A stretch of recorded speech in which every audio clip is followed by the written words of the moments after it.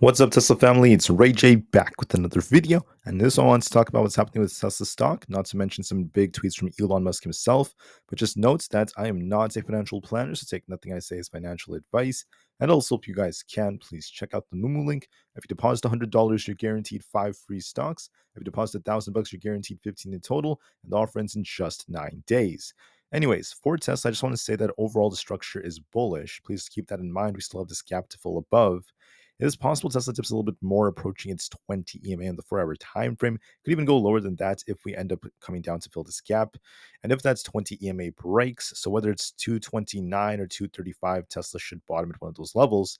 And then there should be a little attempts to rebound the closer we get to some very, very big numbers. Now, although Tesla does look bullish from a technical standpoint, there is a lot more upside potential. We could start off with a small dip and then continue to squeeze, of course.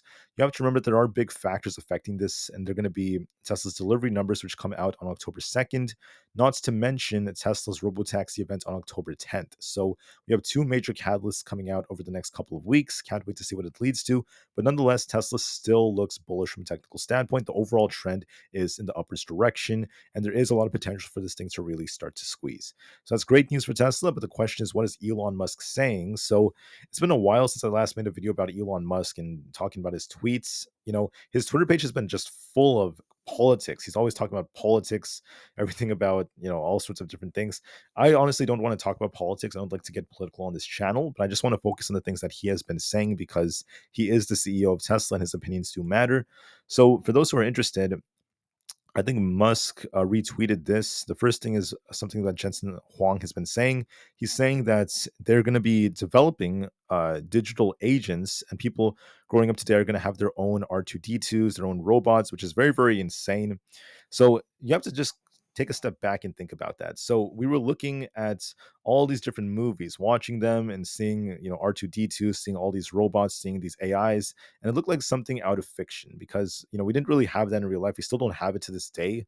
But as time goes on, okay, as time goes on, there's been so much talk about the development of AI that is so quick, and it's very, very bullish for many different companies from Nvidia to Tesla.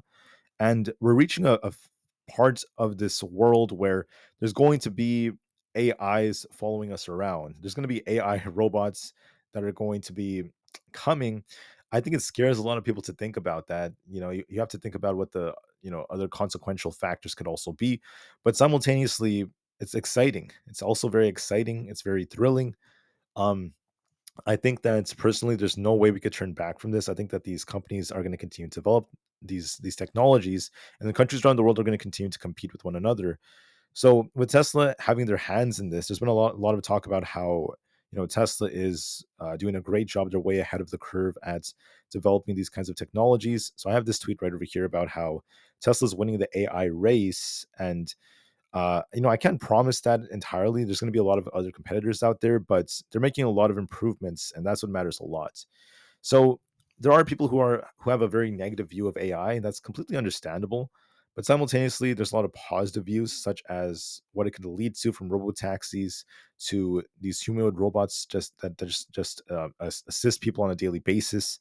So yeah, I mean, I completely respect anyone's view of this, but the thing you have to remember as a Tesla investor is this is bullish. It's very, very bullish. It's going to bring the share price up like crazy because of the functionalities of AI. Because you're starting off with products that are controlled by humans. So like a car is not driving itself right now, but the development of FSD, we're not officially there yet in a way where we're fully autonomous.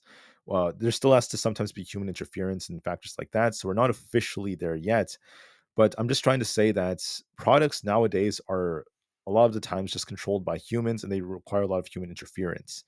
But we're entering a phase where we're developing products where you're basically building brains and computers that start to think for themselves.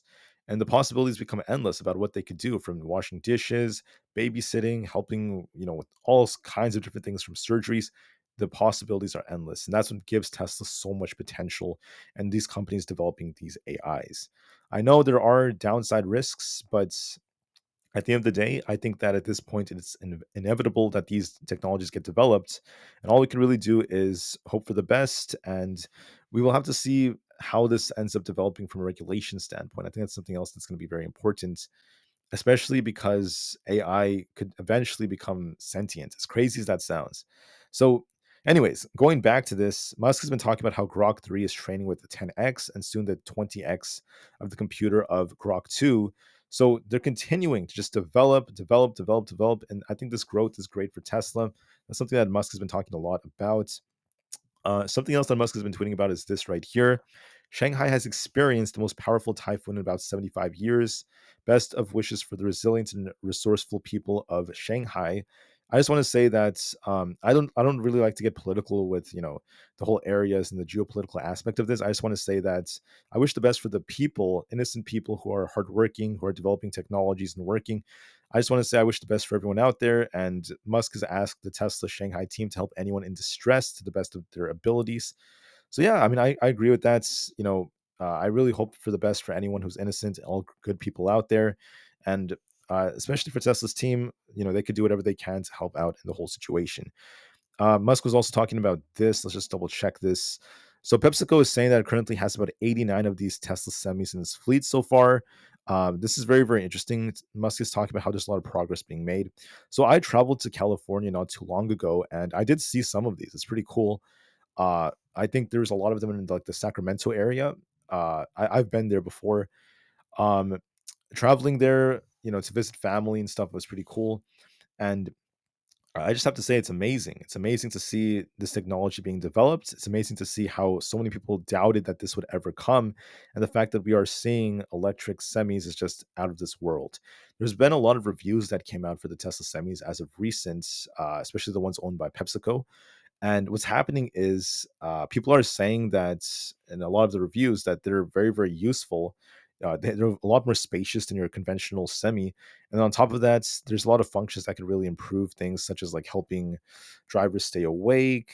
The interface is very cool. It's easier to drive according to some drivers. And then eventually, if there is an FSD function that gets incorporated, that could assist a lot of these drivers as well as years go on. So that could be very, very useful. It could help avoid accidents. And I think it's very cool that Tesla's developing these technologies.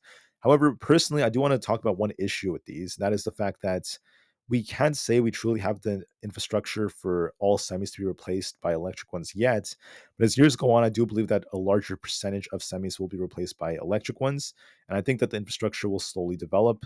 I also think that people have to become a lot more creative with different ways for that to happen. So, whether it's investing in different plants with solar or finding different ways to do so, but you have to remember it's going to take a lot of electricity to power these, and more solutions will be developed as time goes on. I'm very confident about that, and I do appreciate the fact that these will eventually become cleaner. It takes a lot to produce these, of course. They're not entirely clean, of course, in their entirety, but they are giving us the potential for these to help replace a lot of fossil fuels and to help limit that as time goes on. So that's the benefit of going EV, in my opinion. You have to drive them for a particular amount of miles for them to kind of like break even, but they give us a lot of potential when it comes to their mechanisms, when it comes to the way to which they are going to be produced. There's a lot of potential to save up a lot on pollutants, not to mention carbon emissions and factors like that. I also want to mention that compared to diesel, the Tesla semis have a lot more acceleration, uphill power, and computer controlled safety features. That's what Musk is talking about. I agree with that. I think it's very, very cool. Awesome stuff. I saw some cool videos about these as well. Very, very awesome. For Elon Musk, there's been some talk right here about how the Cybertruck is actually starting at over $100,000, and yet it's outselling the combined sales of all these EV pickups from the Ford F-150 Lightning, the Rivian R1T, and then many others like the Chevy Silverado. I'm not trying to hate on any of these companies and their EVs. I think the Chevy Silverado, for one, is like amazing. So is the F-150. But I just want to say that I'm not trying to hate on them. I think they're all great EVs, but the Cybertruck is very, very incredible. It has outshined many of these expectations. Many people said that this would fail, it would flop, but it's done the exact opposite so far. Data is showing, if you look at Kelly Blue Book estimates, EV sales are going up. And on top of this, we're also seeing the Cybertruck being the top sold car that's over $100,000 in the US 2 months in a row. So very, very cool stuff. 2 months in a row, the Cybertruck was number one. So it's once again, surpassing vehicles that are worth over $100,000. That's why it's number one, and there's a lot of hype for it. uh, I think it's cool to see that. It's not for everyone, of course. Different people dislike it, some people like it, but a lot of people are still buying them. They think they're very, very cool, and they have a lot of power, a lot of cool functions. So for those who said that the Cybertruck would flop, once again, Tesla is proving them wrong. Now, the question is, when will the Cybertruck eventually bring profits for Tesla? That could take a while, but I believe in the Tesla team and their ability to innovate. Many people believe that the Model 3 would never be profitable, and Tesla found a way. I think as years go on, eventually the Cybertruck will bring in a profit. It's going to take a while, but they will get there as they scale it and they find different mechanisms to limit the cost of production and improve the margins. With that being said, most of Elon Musk's tweets were very political, so I don't really want to get into the full details of all of them. But I did go back almost a week, and I found all those tweets. So it's great to hear that he is very engaged in their different products, and I'm very excited for the Robotaxi event in just a couple of weeks. So with that being said, have a great weekend, guys. I thank you all so much for listening. I'll see you guys again tomorrow to give you guys a more in-depth video about what's happening with the markets. Until then, have a great day and peace out.